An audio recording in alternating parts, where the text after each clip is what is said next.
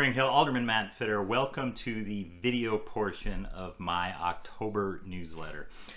Now that the Spring Hill Board of Mayor and Aldermen have gone ahead and created a Spring Hill Industrial Development Board, I wanted to give you a high-level overview of one of the different financial tools that an Industrial Development Board might, emphasize might, use down the road. What I want to talk to you today is about tax incremental financing, or TIF district. Here's essentially what it is. Let's say you take a lot, any vacant lot in Spring Hill today, it's generating some kind of property taxes today. If it's an undeveloped lot, it might be a very low number. And then as that lot is developed and businesses or whatever is constructed upon it, the amount of property taxes is going to increase. So in our example here, we've got a vacant lot, undeveloped, not generating a lot of property tax revenues, about $100.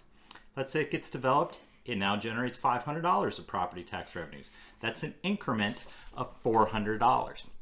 A TIF district, in its most basic essence, is taking only those $400 and earmarking them towards public projects. But wait, what about schools? Glad you asked. One of the things that's common throughout Middle Tennessee is whatever portion of property taxes is reserved for schools doesn't get touched in a TIF district. So in our same example, if our $100 worth of property taxes were generating $25 for the schools, that means our $500 would generate $125 for the schools. So the increment that can be used is only $300 and not $400. So that's $300 that can be earmarked towards a dedicated project that has public benefit or public good throughout it. And let me give you an example of how this plays out. Let's say you've got, simple math, a $6,000 project. If you use the full $400, the project's paid off in 15 years. Now, if you remove the school portion in our example and you only use the $300, it takes 20 years to pay off the project. Once the project's paid off entirely, the TIF goes away. Now, how's that flow of funds work out, you might ask? It's pretty simple.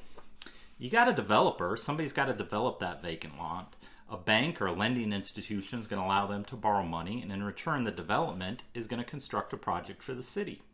The city is going to collect the property taxes, give them back to the developer, who then uses them to pay off the bank.